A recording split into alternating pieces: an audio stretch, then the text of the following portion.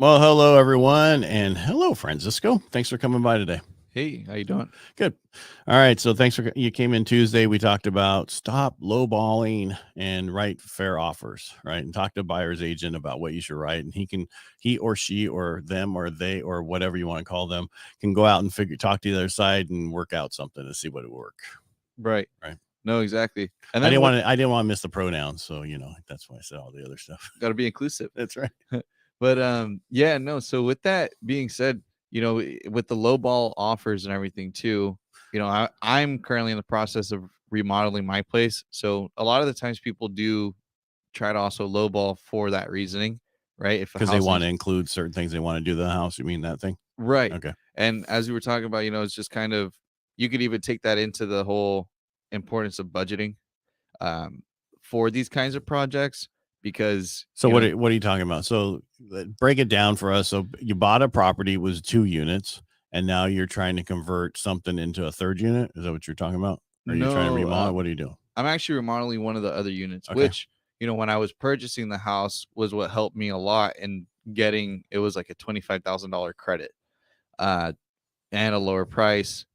Because they hadn't done anything to the place for well, so one of the units, the one that I'm currently in, was already remodeled. Okay.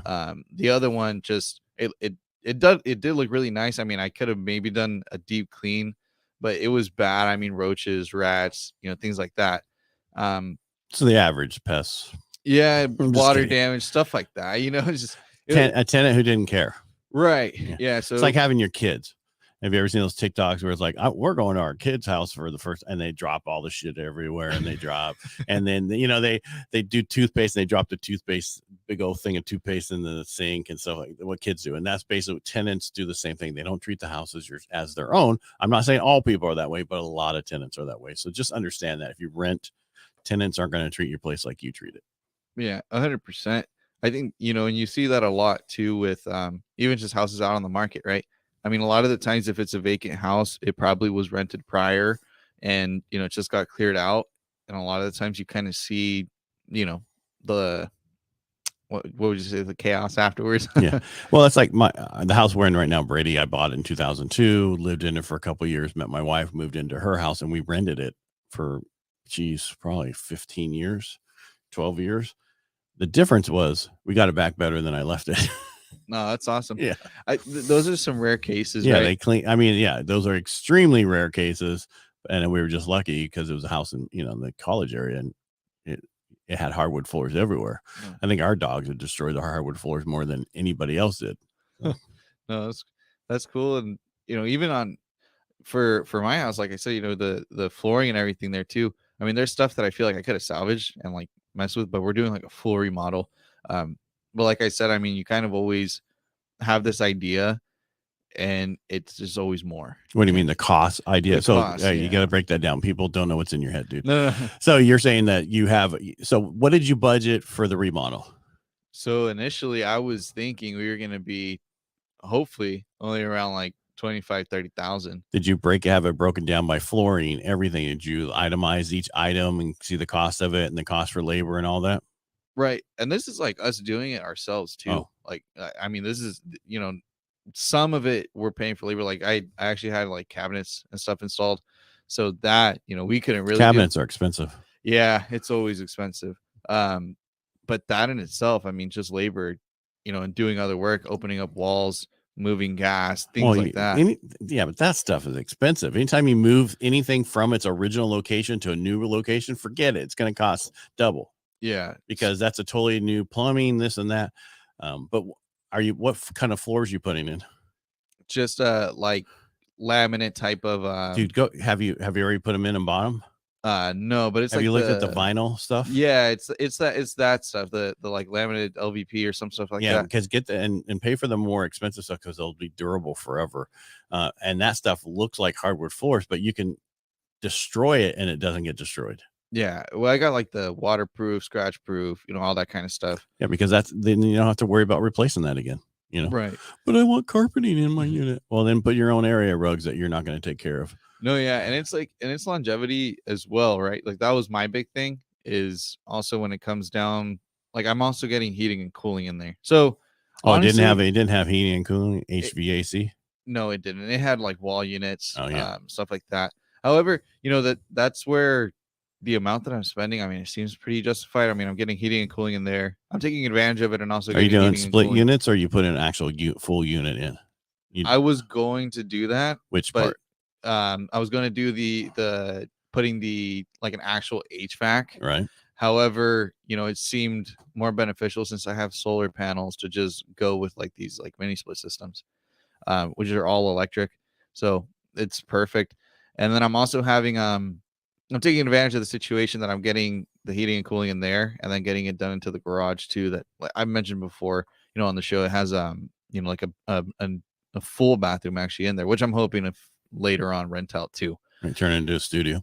Right. So, with that being said, I'm kind of trying to just make the most out of it, like trying to future proof. Right. And that's always a big thing when it comes down to investing into the houses. Is it seems like a very big punch up front, but down the road it helps with value. Right. You could always move into the studio and rent out your other 2 units. Yeah, exactly. I mean, your girlfriend, fiance, wife eventually won't like that, but then you could get 2 really good tenants in there. And then when you're ready to go get the other place, it's easier to find one person to take a studio. Yeah. And realistically, that's where, I mean, it's crazy to me. Like I said, when I purchased it, just all the opportunities that's opened up. And I mean, yes, it's a lot that goes into it. It's stressful, but it always leads to like a better future. That's where I always try to tell everybody, if you're feeling concerned about payment and things like that, and if you're okay with kind of doing like this whole house hacking thing, it's like one of the best ways to go. House hacking, you youngsters. Right? Getting into I always hated that word. I mean, I was in that documentary Hacking Real Estate series, and it was not because I was an actual hacker back in the day, dude. I would break into certain things, but let's get it right. I didn't destroy anything. I just was seeing if I could get in. And back then they didn't have the systems they have now to figure out who the heck got in. It was different. So I know what a hacker. I wasn't it's basically. Anyway, long story short. So for me, that was the term. I was like, this is stupid. Because someone there, what's your best life hack? Oh yeah. And this is at my road, and one guy, what are you talking about? And she had to explain it to him. It's like, okay, understand. Not everybody's understand the new slang. Yeah. But anyway, back to your thing. If you don't, my book's coming out February 14th. Let's see there it is. February 14th coming out. Get the book, get a copy of it. It'll help you go through the whole process of buying. It breaks it all down to you. And it's real easy. So, and I'll put it out there so people know about it. I didn't know if I told you that. Yeah, no. And do you talk about on there as well, like taking, or using these kinds of methods too? Yeah. The book was focused on the loan process and the contract and that kind of stuff. So it goes through assets, credit, income, how we look at it. Then it goes into the disclosures, right? It talks about insurance and stuff. Then it talks about the loan estimate, the closing disclosure, that kind of stuff. Then it talks about the contract. It talks about the process. It talks about how you get your first home. And then it talks about how you can also buy units and to go that route, because I helped some people in San Clemente buy 2 units a block from the beach, and how they Airbnb one side and whatever, and it paying their whole mortgage. So yes, I go into all of it, but really it's set up for you buying your first home. Right. Whether that's units or whether that's a single family home, depending on what you're looking for. I recommend to buy units if possible, your first home, because you get in for 3.5% down. Right. And then it's, a lot of the times too, people don't realize as well, like sometimes they'll get qualified and they're wanting a little bit more, and that can help too. You use those rents, and man, does it help when it comes time to pay the mortgage. Yeah, because over time you're going to make it more on it than what the mortgage is over time. Because I have some people who I helped out, agent her daughter, and they've been buying properties and units and stuff. And at first, just like you had to do, they had to go in and remodel each unit. And then, but their payment was like ridiculous. It was like $2,200 for the whole thing. And each one they rent for $1,500 a month, and the triplex. I'm just saying and then she went in and bought a single family home, and now the mortgage, what the renters pay for it, pays that place and her new place. And then she rented that out and she bought a new one, and the same, you follow me? And she truly don't have to worry about her mortgage payments. They're all being paid by all the rentals. And that's what you're supposed to do. I myself never did that as much as it was recommended to do, because I focused so much on the loan side and how much money I made through doing more loans, when in reality, what you should have done is bought more real estate and let that pave the way for the future. The problem is a lot of us got hurt in 2008 and we didn't recover as fast as people who never bought houses before. Are you following me with that one? Yeah. Yeah. So buy real estate, hold it. You're not going to go wrong. There's no other time in history where rents are going to go up as much as they're going to go up over the next few years. Right. And I'm talking the next 20 years. And then after that, you got a few years and you have this whole new generation of people who were conceived during the pandemic. And there's been a few people who've had a couple kids during the pandemic, and it's just as big as the baby boomer generation coming. So in 30 years or 27 years from now, all those people are going to be 31 years old. Average person will be, and they'll be out in the market, and it's going to be crazier, and we're never going to catch up. Right. No, we're never.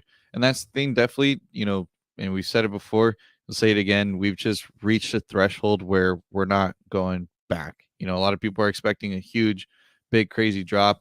From what we're seeing, it's not really going to happen. No, we're just seeing people nervous who have to sell right now, because people don't have to sell. They're just sitting. They got a 2-something interest rate. They don't care. They're waiting. They're not, they don't have to. It's the people who sell now have to sell, want to move, want to do something else, whether it's downside or whatever, moving out of state, moving somewhere else.